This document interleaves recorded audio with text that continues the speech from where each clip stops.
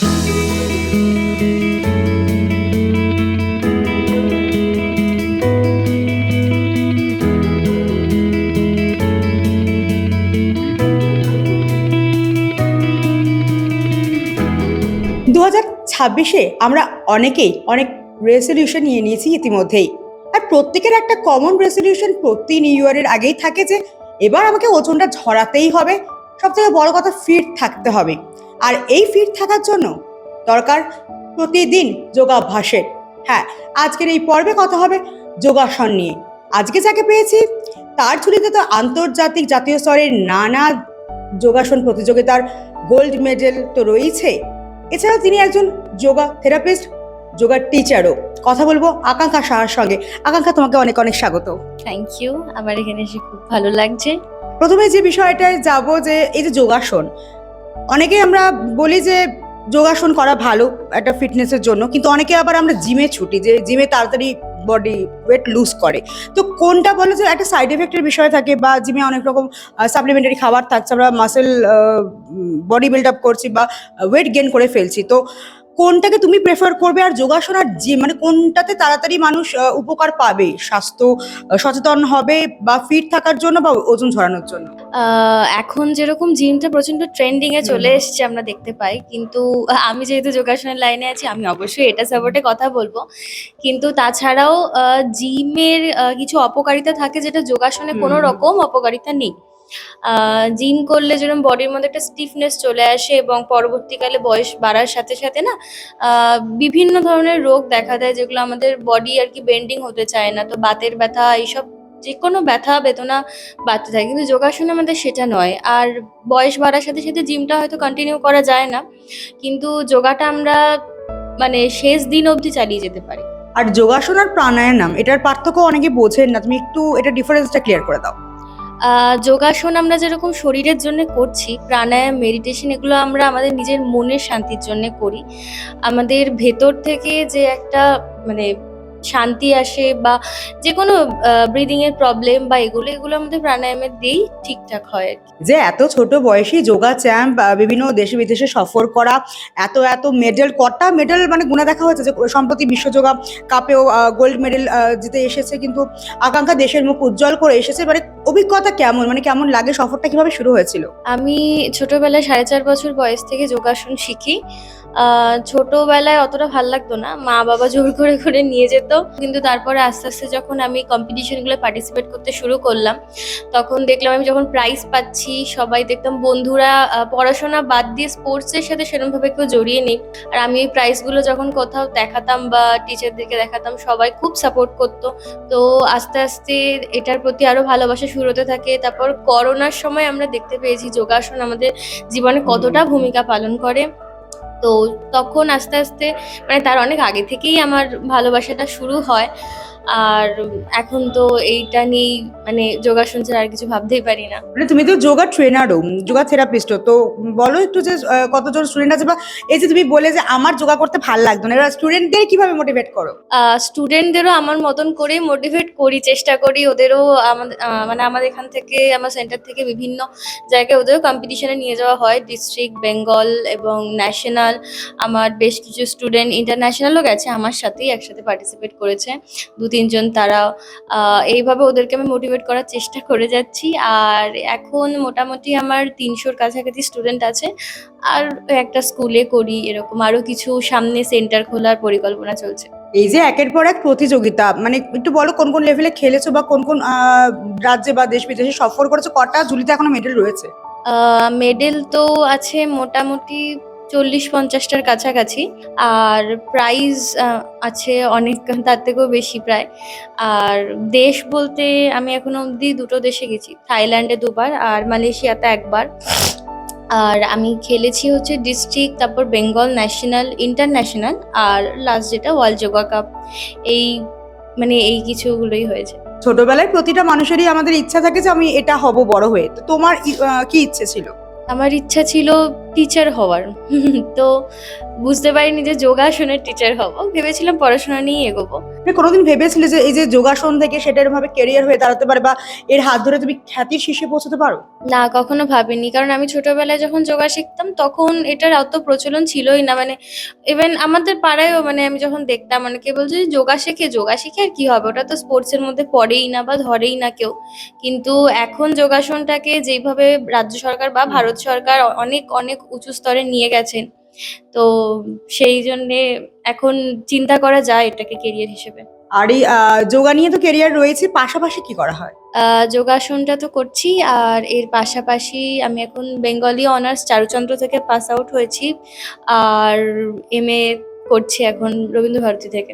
মানে ভবিষ্যতে কি আবার টিচিং এ ফিরে যাওয়ার ইচ্ছা আছে? না, পড়াশোনা যেটা বলছো। না, পড়াশোনাটা চালিয়ে যাচ্ছি। কারণ অনেকের মধ্যে না একটা ধারণা থাকে যে পড়াশোনা হয়নি বলে খেলাধুলা করছে। আমি চাই না ওটা আমার লাইফে কখনো আসুক। সেজন্য পড়াশোনাটাকে চালিয়ে যাচ্ছি ওই কারণে। কিন্তু এগোবো আমি যোগাটা নিয়ে। না, অনেকের আবার এটাও ধারণা থাকে যে স্পোর্টস নিয়ে আছে, হয়তো একটা ভালো রাজ্য সরকারি চাকরি বা কেন্দ্রীয় সরকারি চাকরি পেয়ে গেল, এরকম কোনো সুযোগ এসেছে? সেরকম বড় কোনো সুযোগ আসেনি। কারণ যোগাটাকে এখনো অবধি গভর্নমেন্ট থেকে কোনো প্রায়োরিটি দেওয়া হয় না, মানে সেরমভাবে। 2032 থেকে বোধহয় অলিম্পিক্সে আসার কথা আছে। তখন থেকে হয়তো আশা করা যাচ্ছে যে রাজ্য সরকার, ভারত সরকারের চাকরিগুলোর জন্য আর কি এপ্লাই করা যাবে। তুমি তো এনএসএস এর ভলেন্টিয়ার ছেলে একসময় কলেজে, তো অনেক সেবামূলক কাজও তোমাকে আমরা করতে দেখেছি। এটা একটু বলো যে একটা সেবামূলক কাজ, সেখান থেকে একটা সচেতনতার বার্তা, এদিক থেকে যোগাসন, একটু সবটা মিলিয়ে বলো যে কেমন এক্সপিরিয়েন্স? খুব ভালো। মানে আমি যোগাসনটাও কিছুটা হয়তো মানুষের জন্যই কাজ করা। মানে আমার কাছে অনেক পেশেন্টও আসেন যাদের আর কি ডক্টররাই রেফার করে দেন যে ওষুধের দ্বারা আর ওনাদের কিছু করা সম্ভব না। ডক্টররা বলেই দেন যে এবার যা হবে যোগা দিয়ে হবে। তো আমার খুব ভালো লাগে আর কি। মানে এটা অন্যরকম একটা নিজের এক্সপিরিয়েন্স। বাবা মা কতটা গর্বিত, তারা মেয়েকে নিয়ে কি স্বপ্ন দেখে? বাবা মা খুব গর্বিত। খুব আমার বাবা মা ছোট থেকে কখনো মানে আমাকে কোনো কিছুতে বাধা দেয়নি যে এটা করবে না বা ওটা করবে না। অনেকের বাবা মা থাকে যে পড়াশোনায় বেশি প্রেশার Restriction দেবো। থাকে। একদম। ওরকম আমার কখনো কিছু ছিল না। বাবা মার একটাই কথা ছিল, যেটা করবে বুঝে শুনে করবে, কারোর ক্ষতি করে করবে না। আর পড়াশোনাই করতে হবে ওরকম কোনো ব্যাপার নেই। তুমি যেটা নিয়ে এগোতে চাও সেটা নিয়ে এগোবে। একদমই তাই, যে সব বাবা মা কিন্তু একটা বিষয় থাকে যে আগে পড়াশোনা তারপর বাকি কিছু, এই জায়গাটা অনেকেই বোঝেন না বা তারা সেই স্বাধীনতাটা পায় না। তুমি কি বাড়িতে একই নাকি দাদা দিদি বোন কেউ আছে? না, আমি বাড়িতে একা। মানে ছোটবেলা থেকে খুবই আদর পেয়ে বড় হওয়া, তাই তো? হুম, বলা যায়। অনেকেই ভাবছে যে যেহেতু আকাঙ্ক্ষা যোগা করে সেই জন্য হয়তো ছিমছাম ফিগার, মানে ছোট থেকে এরকম নাকি নিজেকে মেনটেন করা হয়? না, এরকমই। খুব একটা মেনটেন করি না। আর এই যে যোগাসন, এবার অনেক এখন অনলাইনেও ক্লাস করান, এবার একটা সামনাসামনি প্রশিক্ষণ আর অনলাইনে সেটা কতটা মানে কার্যকরী, বা যে ব্যায়ামগুলো এতটা স্ট্রেচ করতে হবে, এই বিষয়গুলো কতটা মানে সুবিধা হয়? অনলাইনে অবশ্যই অসুবিধাটা বেশি। কারণ আমি অনলাইনে খুব একটা শেখাই না। যতটুকুনি শেখাই তারা হয়তো একান্তই আসতে পারছেন না। যেরকম হিমাচল প্রদেশে অনেকে থাকেন বা কেউ গুজরাট, ওখান থেকে যেহেতু আসা সম্ভব নয় তাদেরকে শেখাই। কিন্তু আমি প্রেফার করি যে সামনাসামনি যেটা অফলাইনে আর কি ক্লাস হয় সেইগুলো। কারণ আমি অ্যাকচুয়ালি অ্যাডভান্স যোগাগুলোও শেখাই, তো সেগুলো অনলাইনে শেখাতে গেলে খুব সমস্যা হয়ে যায়। মানে বোঝা যায় না, পশ্চার ঠিকঠাক করা যায় না। তো অনলাইনের থেকে অফলাইনটা অবশ্যই বেটার। যোগাসন করলে কি প্রচুর ডায়েটে থাকতে হয়, বা কি খাবো কি খাবো না, এই যে বলে যে চকলেট খেলে বা একটু মিষ্টি খেলেই আমরা ক্যালোরি গেইন করে ফেলবো, তো এই বিষয়টা কিভাবে ব্যালেন্স করবে মানুষ, যদি বলে দাও? না, যোগাসন করলে যে ভীষণ ডায়েটে থাকতে হবে সেরকম কোনো ব্যাপার নেই। যোগাটা প্রতিদিন যদি করা যায় আমাদের এমনি ক্যালোরি বার্ন হচ্ছেই। তো তার সাথে আমরা নরমাল খাবারের সাথে আমি নিজে কোনোদিন ডায়েট করি না, কোনোদিনই করিনি। আর যোগাটা যেহেতু রোজ প্র্যাকটিসের মধ্যে আছি সেই জন্যে অতটা খুব একটা অসুবিধা হয় না। যোগায় কত তাড়াতাড়ি মানে ওজন ঝরানো যায়? হয়তো কেউ ভাবছে 5 কেজি কি 10 কেজি, এটার কতটা মানে জিমে গেলে যেমন একটা চটজলদি একটা বেঁধে দেওয়া হয় যে 3 মাসে এত কেজি, এখন প্যাকেজ সিস্টেম হয়ে গেছে, যোগায় সেদিকটা কতটা মানে সুবিধা আছে? যোগায় না ডিপেন্ড করে যে আমি কতটা প্র্যাকটিস করছি, কতক্ষণ আমি সময় দিচ্ছি যোগাটাকে, এটার উপর ডিপেন্ড করে। জিমে গেলে যেরকম তাড়াতাড়ি আর কি শরীর ঝরানোটা উচিত নয়। আমাদের শরীরে একটা বডি ব্যালেন্স থাকে যে আমি এই ওয়েটে এত চলছি। হুট করে আমার যদি শরীরে ওজনটা কমে যায় তখন অটোমেটিক্যালি আমার ভেতর থেকে শরীরটা খারাপ শুরু হতে থাকে, প্রেশার লো হয়ে যায় বা অনেক রকম প্রবলেম। যোগাতে এগুলো হয় না, মানে স্লো প্রসেসে হয়, কিন্তু সেটা শরীরের জন্য ভালো আর কি। এই যে যারা আমরা অনেকেই আলসেমি করি যে হ্যাঁ আজ করব কাল করব, এই যোগা করব করে করা হয়ে উঠছে না, বা মানে কোনো রুটিন থাকছে না বা শিডিউল থাকছে না, যা ইচ্ছা খেয়ে নিচ্ছি, ঘুমোতে যাচ্ছি না ঠিকঠাক সময়, এরকম একটা বেনিয়ম হয়।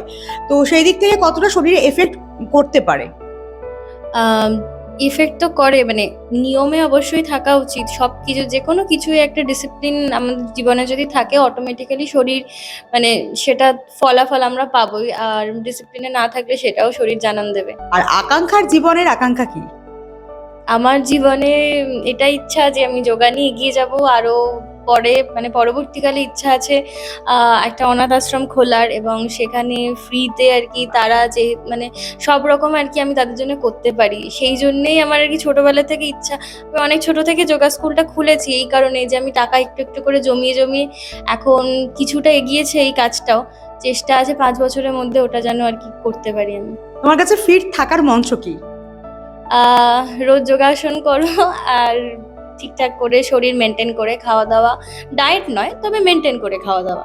অনেকে বলে যে পরিমিত খাও কিন্তু বারে বারে খাও, একটা কার্বোহাইড্রেট প্রোটিন এটা কি মেপে বুঝে খেলে মানে শরীর ভালো থাকে। একদম একদম। আর সামনেই এখন পিঠে পুলি পার্বণ চলে এসেছে, তো পিঠে পুলি তো মানে লোভ সামলানো যাবে না, মানে খাওয়া থেকে বাঙালি বাঙালি কেন যে কেউ মানে খাওয়া থেকে দূরে থাকা মানে অসম্ভব ব্যাপার। তো সেদিকটা একটু বলো যে ওই একবারে অনেকটা খেয়ে নিলাম মানে একটা মাপ আছে, সেই মাপটা যদি বলো যে এই যে পিঠে পুলি সবার ঘরে ঘরেই হবে, তোমার বাড়িতেও হবে আমার বাড়িতে হবে, এবার কতটুকু খাবো কতটুকু খাবো না? আহ, সেটা নিজের শরীর বুঝে, মানে ভীষণ অনেকটা খেয়ে নিলাম ওরকম করলে তো হবে না। অল্প অল্প করে খাওয়াটা বেশি মানে বেশি ভালো আর কি। অনেকটা খেয়ে নিলে তো নিজের শরীরের ক্ষতি হবেই অবশ্য। আর কি কি সামনে প্রতিযোগিতা আসছে? আমাদের ওয়ার্ল্ড যোগা কাপ শেষ হয়ে গেল, তার মানে আবার ডিস্ট্রিক্ট থেকে শুরু হবে। দেন আবার ডিস্ট্রিক্ট হয়ে ওখান থেকে যারা সিলেক্ট হয় সেটা থেকে বেঙ্গল, দেন ন্যাশনাল, দেন আবার ইন্টারন্যাশনাল বাইরে হবে, দিয়ে আবার ওয়ার্ল্ড যোগা কাপ। আর কোন কোন যোগাসন করা হয়, মানে প্রতিযোগিতার কথাই বলছে যে কোন যোগাগুলো মেনলি করা হয়? অনেক যোগা থাকে আমাদের, অ্যাকচুয়ালি একটা সিলেবাস থাকে, তার মধ্যে বেশ কিছু যোগা আমাদের কিছু সময় লটারি হয় ওখান থেকে, আর কিছু সময় নিজেদের চয়েস অনুযায়ী করতে হয়। সেগুলো 30 সেকেন্ডস করে বা কখনো 20 সেকেন্ডস করে হোল্ড করানো হয়। এরকম প্রচুর যোগা আছে। মোট কটা করতে হয় তাও?